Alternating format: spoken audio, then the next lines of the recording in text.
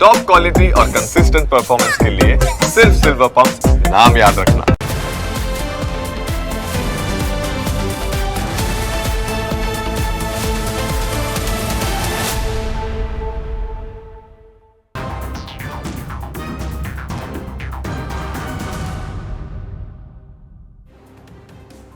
બે દિવસ પહેલાં તાપીના વાલોડની એક આશ્રમ શાળામાં વિદ્યાર્થીનીએ સહપાઠી વિદ્યાર્થીની ઉપર હુમલો કર્યો હતો। આ ઘટનાની શાહી હજુ તો સુકાઈ નથી, ત્યાં જ નવસારીના ખેરગામની એક આશ્રમ શાળા વિવાદમાં આવી છે। આશ્રમ શાળાના સંચાલકો અને આદિજાતિ મંત્રી નરેશ પટેલ વચ્ચેનો વિવાદ હોવાનું કહેવાય રહ્યું છે।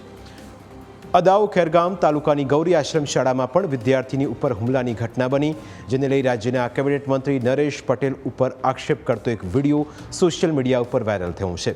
આ વિડીયો આશ્રમ શાળાના પ્રમુખ બિપિન ગરાસિયાના બહેન અને પૂર્વ ICDS અધિકારી ઉર્મિલાબેન ગરાસિયાનો છે। આ વિડીયોમાં તેઓ ગણદેવીના ધારાસભ્ય અને રાજ્ય સરકારના કેબિનેટ મંત્રી નરેશ પટેલ સામે આક્ષેપોનો મારો ચલાવી રહ્યા છે। તેમનો આક્ષેપ છે કે નરેશ પટેલ તેમની આશ્રમ શાળા બંધ કરાવવાની ધમકી આપી રહ્યા છે। એટલું જ નહીં, તેમણે એવો પણ આક્ષેપ કર્યો કે પોતે જ્યારે અધિકારી હતા ત્યારે પણ ભરતીમાં ગેરલાયક ઉમેદવારોને પસંદ કરવા માટે દબાણ કરાયું હોવાનો તેમનો આક્ષેપ છે। આ સાથે જ રાજકીય આલમમાં આ બાબતને લઈને ખળભળાટ મચી ગયો છે। ભાઈ પાસે આદિજાતિ મંત્રી નરેશભાઈ પટેલનો ફોન હતો। એમણે એવી ધમકી આપી કે ગોકુળભાઈ પટેલ સાથે સમાધાન કરો, નહીંતર તમારી આશ્રમ શાળા અઠવાડિયામાં બંધ કરી દઈશ।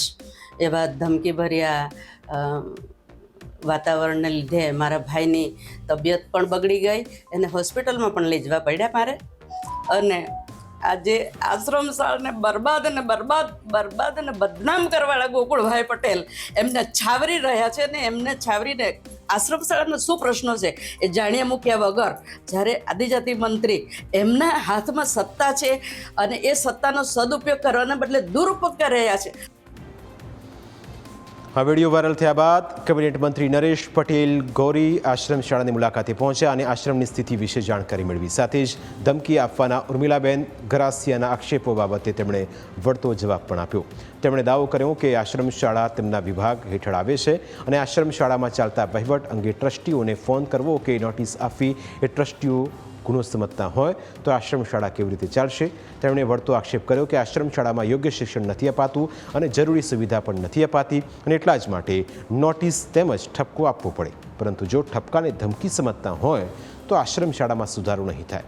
તેમણે તો ત્યાં સુધી કહી દીધું કે ટ્રસ્ટીઓ હજુ સુધી તેમને મળવા આવ્યા પણ નથી, એટલે આગામી સમયમાં વિદ્યાર્થીઓના હિતમાં નિર્ણય લેવો જ પડશે। ઠપકાને જો ધમકીમાં સમજી લેવાના હોય તો આશ્રમ શાળાનો સુધારો નહીં થાય અને એટલા માટે મારે બાળકોના હિતમાં આગામી દિવસોમાં 100% એટલા માટે નિર્ણય લેવો પડશે કે મારા ઊંડાણથી એકદમ કપરાળા જેવા ધરમપુર જેવા વિસ્તારમાંથી અહીંયા બાળકો એક શિક્ષણની અપેક્ષાએ વાલીઓ અહીંયા મૂકતા હોય ત્યારે સુવિધા સારી આપવી એ ટ્રસ્ટીઓની ખાસ જવાબદારી હોય છે અને એમાં હંમેશા અમે પૂરક બનતા હોઈએ છીએ। આખા ગુજરાતમાં આશ્રમ શાળાના મકાનો આપ્યા છે, હોસ્ટેલ માટે આપ્યા છે, તેમ છતાં એ ટ્રસ્ટીઓ હજુ સુધી આટલા નજીકમાં હોવા છતાં હજુ મને નથી મળ્યા। તો એ લોકોના રીતે ચાલતા હોય તે માટે અમે શું કરી શકીએ? હું પક્ષાપક્ષી પણ નથી જોતો, એ લોકો હંમેશા સરકારોને ગાળો દે છે તે પણ મેં સાંભળ્યું છે, છતાં પણ એમાં પડતો જ નથી। આજે મારે હંમેશા મારે બાળકની જ ચિંતા કરવી પડે અને બાળકો માટે હું અહીંયા આવેલો છું।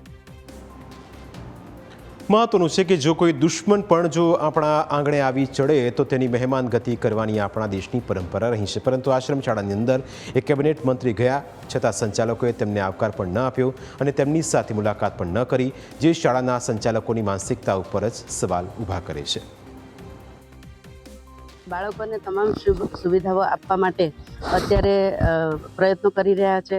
પાણીનો પ્રશ્નો એમણે આચાર્યએ ઊભો કરેલો, એમનો સરકારી બોરમાંથી પાણી એમણે કનેક્શન કાપી નાખ્યું। ચોરીનો કેસ મૂકતા, કેરી ચોરીનો કેસ મૂકતા એમણે કાપી નાખ્યું અને એની પછી ઓછું હોય તો સરકારની ટાંકી મળસ્કે ઉઠાવી ગયા છે, દિવસે ઉઠાવી નથી। તો આ એક ચોરીનું કૃત્ય કરતા હોય અને આશ્રમ શાળાને બરબાદ અને બદનામ કરવાની પ્રવૃત્તિ કરતા હોય તો એમની સામે અમે પોલીસ કેસ કર્યો હતો. પોલીસ કેસે પણ એમના તરફી નિર્ણય આપી અત્યાર સુધી સંસ્થાને કોઈ ન્યાય આપ્યો નથી. તો હું એમ કહેવા માગું કે અને નરેશભાઈ સાથે પણ સાહેબ સાથે પણ મારી ચર્ચા થઈ કે એમણે બધા જ ખાતા ખરીદી દીધેલા છે, અમારે તો કોઈ છે જ નહીં. તો શું પછી મારે મુખ્યમંત્રીને જાણ કરવી પડે, એટલે મેં જાણ કરી છે. ઉલ્લેખનીય છે કે આશ્રમ શાળામાં વિદ્યાર્થીઓને અનેક મુશ્કેલીઓનો સામનો કરવો પડી રહ્યો છે. શાળામાં 155 વિદ્યાર્થીઓ સામે ફક્ત 2 જ શિક્ષકો છે. વિદ્યાર્થીઓને પીવાનું શુદ્ધ પાણી પણ નથી મળતું. આ મામલે મંત્રી નરેશ પટેલ જવાબદાર હોવાનો શાળાના સંચાલકોએ આક્ષેપ કર્યો છે.